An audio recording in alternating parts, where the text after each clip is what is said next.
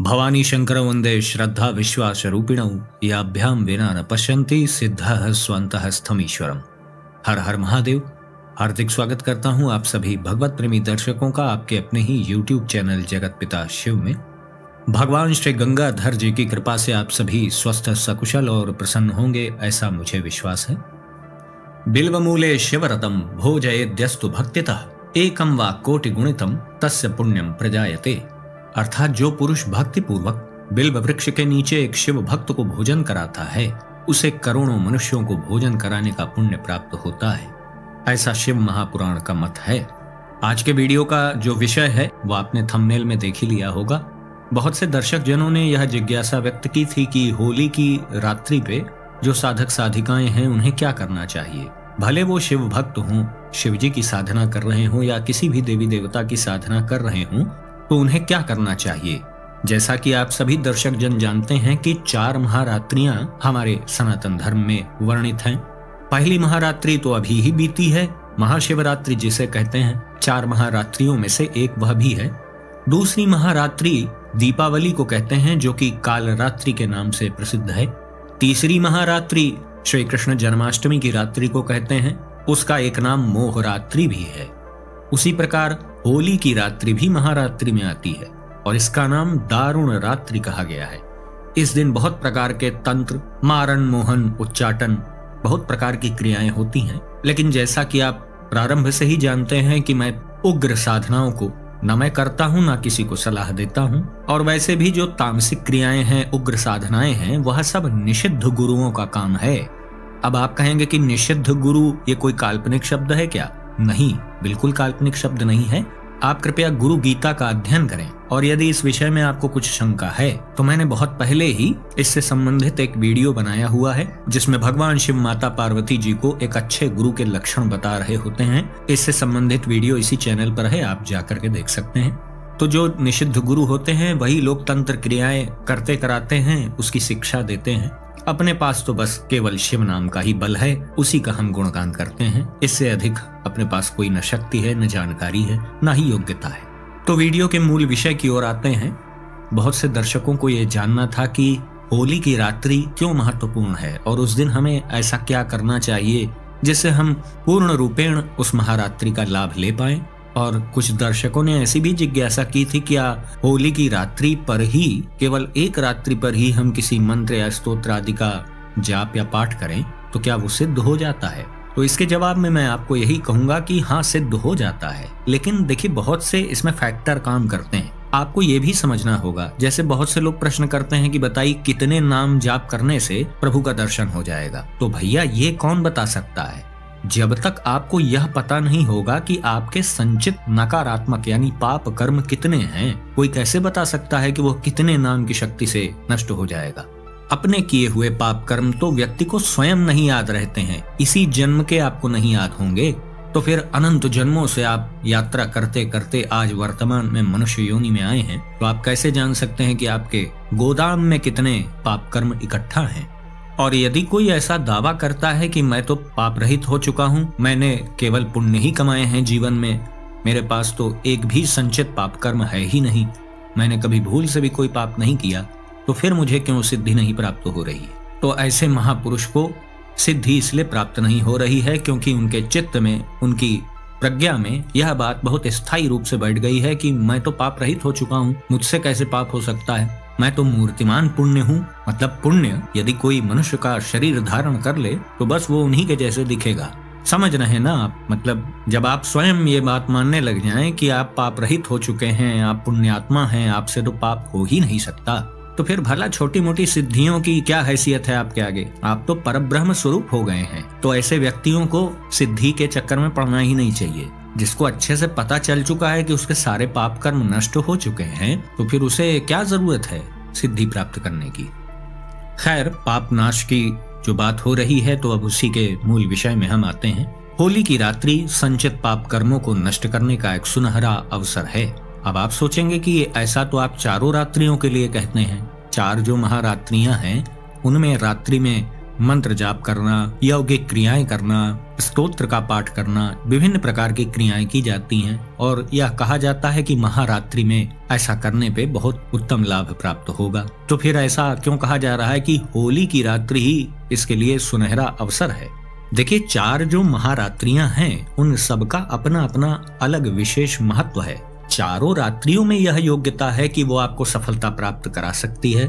यदि आप किसी स्तोत्र का पाठ करेंगे, किसी मंत्र का जाप करेंगे या नाम का जाप करेंगे तो निश्चित रूप से आपको लाभ होगा ही। लेकिन होली की रात्रि का एक अपना विशेष महत्व है।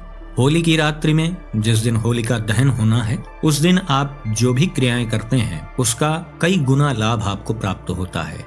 सामान्य दिनों में नाम जाप से जितने पाप नष्ट होते हैं, महारात्रियों में यदि हम नाम जाप करें तो उतने ही नाम जाप से हम अधिक पाप कर्मों को नष्ट कर सकते हैं। यह बिल्कुल अनुभूत बात मैं आपको बता रहा हूँ।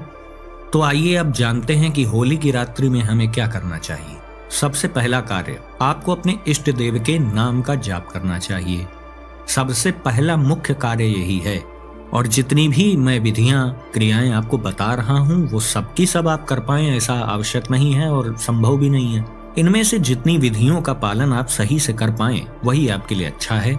और एक बात का और भी विशेष ध्यान रखना चाहिए कि जैसे आज रात्रि में होली जलनी है तो आज के सूर्योदय के पहले से ही आप पवित्रता धारण कर लें। बिल्कुल मनसा वाचा कर्मणा, मन से, वाणी से और कर्मों से आप बिल्कुल पवित्र रहें। पूर्णतः ब्रह्मचर्य का पालन करें, मन को पवित्र रखें और आप उपवास रखें, व्रत रखें, ऐसा जरूरी नहीं है। इस चक्कर में आप नहीं पड़िएगा। बस केवल मानसिक पवित्रता बड़ी इसमें आवश्यक है, वांछनीय है। फिर होली जिस दिन जलनी है उस दिन का सूर्योदय हो, अपनी नित्य क्रियाओं से आप निवृत्त हो लें। उसके बाद अपनी दिनचर्या में जैसे आप संलग्न रहते हैं रहिए, नाम जाप करते हुए। फिर सूर्यास्त जैसे ही होगा तो रात्रि प्रारंभ हो जाएगी। रात्रि का प्रथम प्रहर जो होता है वो लगभग 6 से 9 के बीच में होता है। नियम तो यही है कि जब सूर्यास्त हो जाए तो रात्रि प्रारंभ हो गई है, फिर अगले सूर्योदय तक पूरी रात्रि का ही वो समय है। और रात्रि में भी जैसा आप जानते हैं कि 4 प्रहर होते हैं। चारों प्रहरों का अपना अलग अलग विशेष महत्व भी होता है। तो पहली विधि यही है कि आप अधिक से अधिक नाम जाप करें। जिस दिन होलिका दहन होना है उसके दिन में भी आपको नाम जाप करना है, वो भी बहुत कल्याणकारी है। ये ना सोचें कि केवल रात्रि में ही लाभ मिलेगा, दिन में भी आप करें। और जैसे ही रात्रि प्रारंभ हो जाए, सूर्यास्त के बाद यदि किसी विशेष मनोकामना की पूर्ति के उद्देश्य से आप यह क्रियाएं कर रहे हैं तो हाथ में अक्षत, जल, पुष्प, दक्षिणा आदि लेकर के संकल्प भी कर सकते हैं। जब किसी निश्चित उद्देश्य की प्राप्ति के लिए कोई पूजा पाठ की जाती है तो उसमें संकल्प बहुत आवश्यक होता है। और ये सभी कार्यक्रम जो भी आप रात में करेंगे वो सब आपका घर पे ही होना है। कहीं शिवालय आदि में आपको नहीं जाना है या किसी भी मंदिर आदि में जाने की आवश्यकता नहीं है। और वैसे भी मैं आपको बता दे रहा हूँ कि होली के आसपास थोड़ा बाहर कम ही निकलना चाहिए। बहुत आवश्यक हो तभी निकलें, क्योंकि अब यहाँ विषयांतर हो जाएगा, इसलिए मैं वीडियो में बहुत चीजें नहीं बता रहा हूँ। लेकिन होली के आसपास कुछ दिक्कतें रहती हैं। अनावश्यक आप बाहर निकलेंगे तो निश्चित रूप से समस्याएं होंगी। होली के 1-2 दिन आगे पीछे थोड़ा सा कम निकलना चाहिए। देखिए, दुर्घटना से सावधानी भली होती है। आप नुकसान उठा जाएं उससे अच्छा है कि थोड़ी सावधानी रखें। तो पहली विधि मैंने आपको बता दी कि आप अपने इष्ट देव का अधिक से अधिक नाम जाप करें। आसन पर बैठ करके माला से करें चाहे ध्यानस्थ मुद्रा में करें, वो आपकी इच्छा पे है। लेकिन आपको आसन पे ही करना है। ये ना आप सोचें कि नाम जाप तो चलते फिरते भी होता है तो रात्रि में मैं कुछ भी कर रहा हूँ, नाम जाप कर रहा हूँ, उसमें भी लाभ होगा, निश्चित होगा। लेकिन आप होली की दारुण रात्रि का 100% लाभ लेना चाहते हैं तो एकाग्रता पूर्वक नाम जाप करिए। देखिए, चलते फिरते नाम जाप करना अलग होता है और एकाग्रता पूर्वक आसन पर बैठ करके नाम जाप करना अलग होता है। वो मैं इसलिए आपसे कह रहा हूँ। आप ये भी तो सोच रहे होंगे ना कि मेरे पाप कर्म नष्ट हो जाएंगे तो मुझे बताएगा कौन आके कि हाँ भैया तुम्हारे गोदाम में इतने पाप कर्म थे, इतने नष्ट हो गए। तो वो आप जानेंगे कैसे? तो आज ये रहस्य भी मैं आपको बता दे रहा हूँ।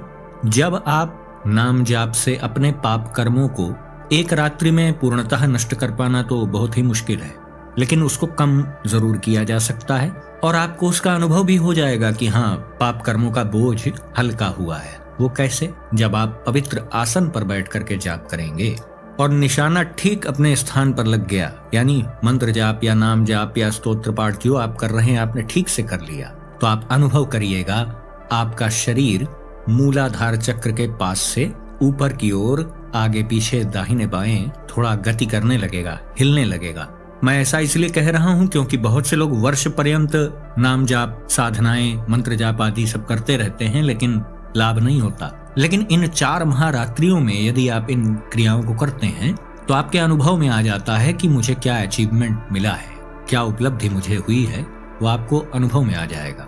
आप जब आसन पर बैठेंगे तो आपकी चेतना अंदर से स्फुरित होती हुई महसूस होगी। आपको मूलाधार चक्र से ऊर्जा ऊपर की ओर गति करने लग जाएगी, तो आप बहुत अच्छे से समझ जाएंगे कि मैंने जो भी किया उसका उचित लाभ मुझे प्राप्त हुआ है। दूसरी विधि है कि आप किसी प्रिय स्तोत्र को, जो आपके इष्ट देव का प्रिय स्तोत्र हो, जिसका आप वर्ष भर भी पाठ करते हैं लंबे समय से, तो उसका पाठ भी आप निश्चित संख्या में संकल्प लेके भी कर सकते हैं और यथाशक्ति जितना अधिक से अधिक रात्रि पर्यंत आप कर पाए वो करें, तो इससे भी बहुत अद्भुत लाभ आपको प्राप्त होगा। प्रयोग नंबर 3, आप किसी अपनी प्रिय सुगंध वाले इत्र को खरीद करके लाइए। मैं ऐसा इसलिए कह रहा हूँ क्योंकि किसी को गुलाब का इत्र पसंद है, किसी को चमेली का पसंद है, किसी को चंदन का, किसी को केसर का, किसी को खस का इत्र पसंद है।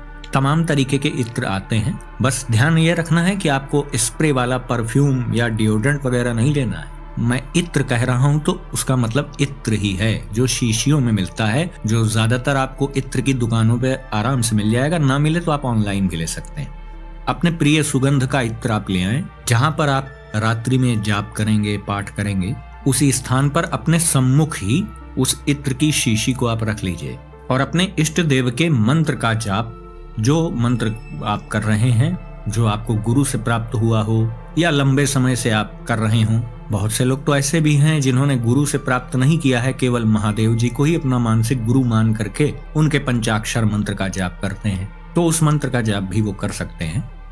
तो अपने सम्मुख उस इत्र की शीशी को रख लीजिए, उस पर एक टक एकाग्रता पूर्वक दृष्टि जमा करके फिर आप पंचाक्षर मंत्र का जाप करें या जो भी इष्ट देव आपके हों उनके मंत्र का जाप आप कर सकते हैं। बस ध्यान ये रखना है कि इत्र की शीशी पर ही आपकी निगाह, आपकी दृष्टि बिल्कुल केंद्रित होनी चाहिए जब तक आप उस मंत्र का जाप कर रहे हैं तब तक। जब आपकी जाप की निर्धारित संख्या पूरी हो जाए तब आप उस इत्र को किसी कपड़े में लपेट करके रख दीजिए। थोड़ा सा चाहे तो उसी समय, ठीक उसी समय पर अपने इष्ट देव को, गणेश जी आदि को अर्पित कर सकते हैं। थोड़ा सा चाहे तो थोड़ा सा स्वयं भी तुरंत ही लगा सकते हैं। हल्का सा अपने कपड़ों पर थोड़ा सा रुई में ले करके या उंगली की सहायता से ही आप लगा सकते हैं। फिर उस इत्र की शीशी को लाल, पीले या सफेद रंग के वस्त्र में लपेट करके रख दें। काले वस्त्र का प्रयोग भूल के नहीं करिएगा, फिर वो सिद्ध इत्र हो जाएगा। उस इत्र को लगा करके आप किसी इंटरव्यू में जाएंगे, किसी ऐसी जगह पर जाएंगे जहां पर आपका काम बनना है, तो निश्चित रूप से आपको उसमें लाभ देखने को मिलेगा और सफलता प्राप्त होगी। हालांकि सफलता इस बात पे भी निर्भर है कि आपने जाप करते वक्त कितनी एकाग्रता से दृष्टि जमाई थी, कितनी पवित्रता से आप जाप करते हैं, पीछे से लंबे समय से आपकी जीवन शैली कैसी रही है, ये सबका बहुत बड़ा असर होता है। इसीलिए लाखों लोग जब साधनाएं करते हैं तो उसमें सफलता कुछ हजार लोगों को ही मिल पाती है। क्योंकि देखिए, मन की पवित्रता बड़ी कठिन है। बाहरी पवित्रता तो सभी धारण कर सकते हैं, स्नान कर सकते हैं, अच्छे से अच्छा वस्त्र पहन सकते हैं, अच्छे से अच्छा पवित्र आसन ले सकते हैं, माला ले सकते हैं, सब कुछ कर सकते हैं। लेकिन मन की पवित्रता वो धन के अधीन नहीं है। इसी मन की चाल से ही तो हम फंसे हुए हैं। बंधन और मोक्ष का एकमात्र कारण हमारा मन ही है। बस बात यह है कि हम अपने मन के अधीन स्वयं बन गए हैं और वो जो जैसा पट्टी पढ़ाता रहता है हम पढ़ते रहते हैं। तो मूल बात यही है कि मन को हम कितना वश में कर चुके हैं, सफलता उस बात पे ही निर्भर है। इसको ध्यान रखिएगा। चौथी क्रिया बड़ी आसान है। घर में कोई ऐसा व्यक्ति हो जिसे नजर बहुत लग जाती है, वो बहुत बीमार रहता है, किन्हीं कारणों से उसका कोई कार्य सफल नहीं हो पा रहा है, तो इस समस्या से निवृत्त होने के लिए आप 5 टुकड़े कपूर के छोटे छोटे ले लीजिए। बहुत छोटे से 5 टुकड़े होने चाहिए। फिर उन कपूर के टुकड़ों को उस व्यक्ति के सर के चारों ओर 7 बार आपको घुमाना है और घड़ी की विपरीत दिशा में घुमाना है। घड़ी की विपरीत दिशा मतलब एंटी क्लॉकवाइज। फिर उन कपूर के टुकड़ों को ले जाकर के जलती हुई होलिका में ही आपको डाल देना है। इसी प्रकार आप अपने कार्यालय, अपने दुकान आदि में लगी हुई नजर को भी उतार सकते हैं कपूर के टुकड़ों के ही माध्यम से। तो यही कुछ सरल उपाय थे जो मैंने आप सभी दर्शकों की जिज्ञासा पूर्ति के लिए आपको बताया।